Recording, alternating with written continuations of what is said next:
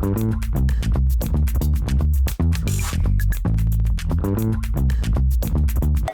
everyone and welcome to CIGRE Session 2026, a leading international event for power system experts from around the world. Joining me today to discuss the role of digitalization in the energy transition are Vlad and Lucian from Omexom in Romania. Hello and welcome, Vlad. So let me start off with you. Can you explain the solution that you're presenting here today and what does it address? So our solution that we've prepared today is a digital twin model for a substation, a modular substation that we are trying to implement in Romania first, but we are willing to go outside our borders. And it's a solution that it's taking the construction and also the details of the designing way faster than doing it as a standard solution. Well, thank you for that. And how does immersing users in a virtual substation improve decision making before the construction even begins? The immersive thing with the digital twin model is that first of all we can check if there are any irregularities with the models or there are overlapping equipment foundations.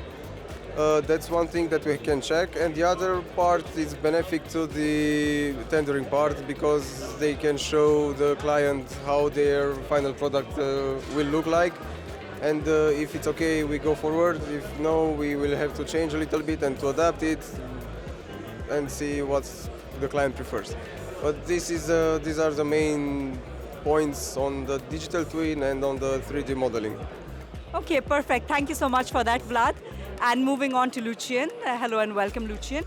Can you explain us the solution that you're presenting here today called grid access simulation and multi-plant voltage regulation?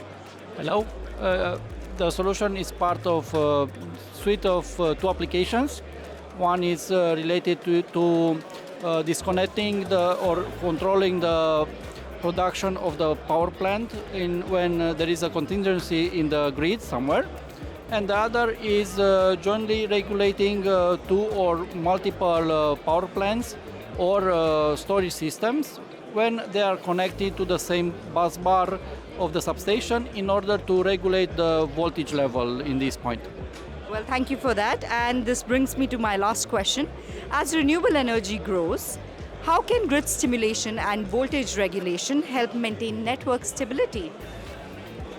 When you want to deploy a project for a new power plant or the storage system, you first need to make some studies for grid access.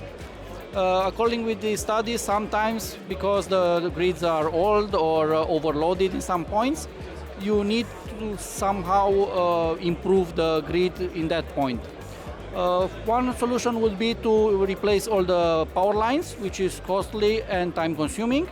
The other is to implement a solution to automatically disconnect or lower the production power when there is a contingency somewhere in the grid. This is what our solution is doing and helps power plants owners or storage system owners to connect to the grid, even the grid can be a little bit overloaded.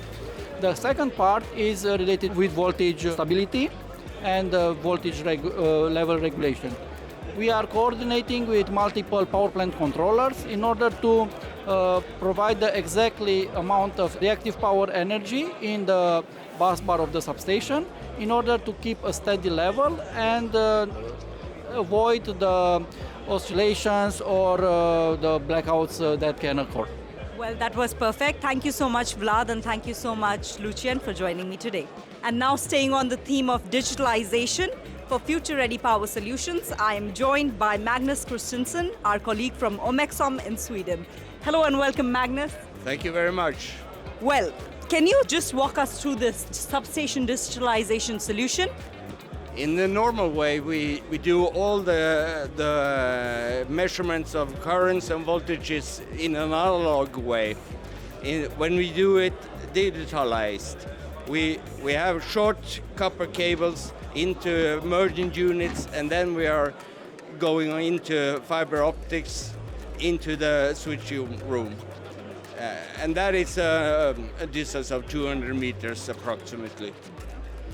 So we are reducing the use of copper for this purpose a lot. Okay, that's perfect. And that brings me to my second and last question.